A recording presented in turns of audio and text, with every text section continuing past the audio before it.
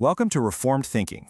You know, as believers, we've probably all been there, trying to explain the basics of our faith to someone. But then you realize, wait, Christians don't even agree on everything. Well, the Anglican writer C.S. Lewis ran straight into that exact same wall.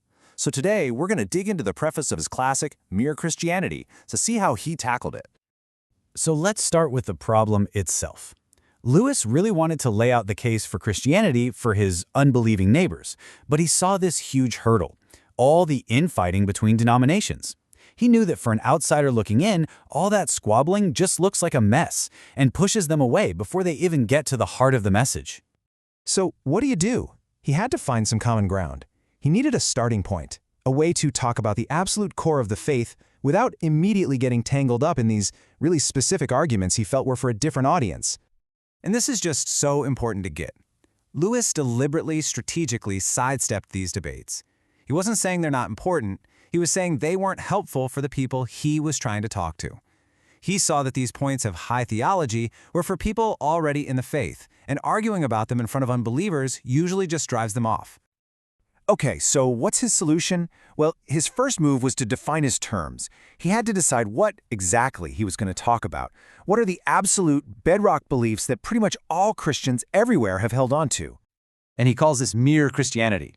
It's a term he actually picked up from an old Puritan writer, Richard Baxter. And Lewis is really careful here. He says this isn't some new, watered-down, lowest common denominator faith. No, he says it's something positive and pungent. A strong, central set of beliefs that defines Christianity against everything else. This brings us to his brilliant analogy, the hall and the rooms. Think of it like this. His book, Mere Christianity, is the main hall of a big house. It's the entryway. It's the place you start. But, and this is crucial, he says you're not meant to live in the hall. The real life, the community, the fires and chairs and meals, as he puts it, are found in the actual rooms, the different denominations. But when you go to pick a room, Lewis is very firm. He says it's not about your personal taste. The question isn't, oh, do I like the music here, or is the pastor funny? No, the question you have to ask is, are these doctrines true? Is holiness actually happening here? Is my conscience pointing me in this direction? It's a search for truth, not just a style that suits you.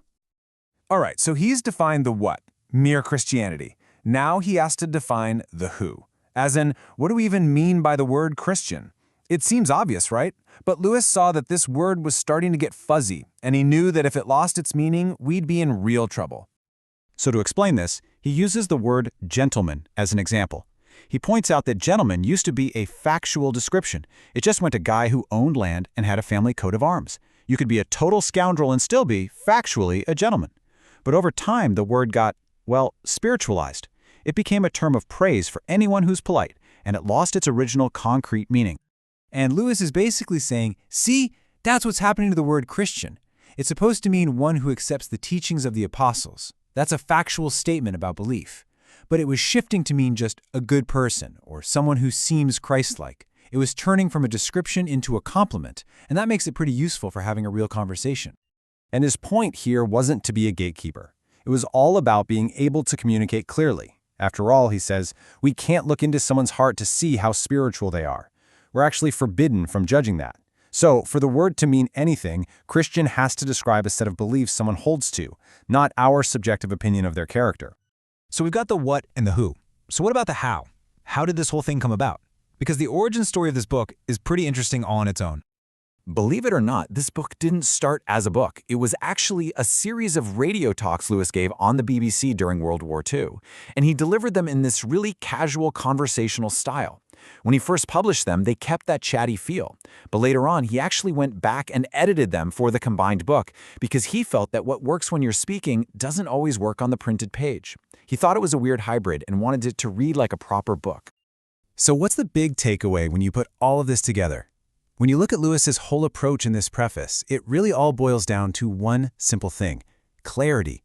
He wasn't trying to build walls or keep people out. He was trying to build a foundation for clear thinking and honest conversation. And this quote just nails it, doesn't it? He says it's much more helpful to say someone is a bad Christian than to say they're not a Christian. Why? Because the first statement is precise. It says, okay, this person holds these beliefs, but they're not living up to them. The second one just muddies the water by changing the definition of the word on the fly based on someone's actions. At the end of the day, what Lewis gives us here is a blueprint for having better conversations, not just about our faith, but about anything. It all begins with finding that common ground and being crystal clear about what our words actually mean. He created a way in for so many people to even begin to consider Christianity. And maybe that's the final thought to leave with. Being clear isn't unloving.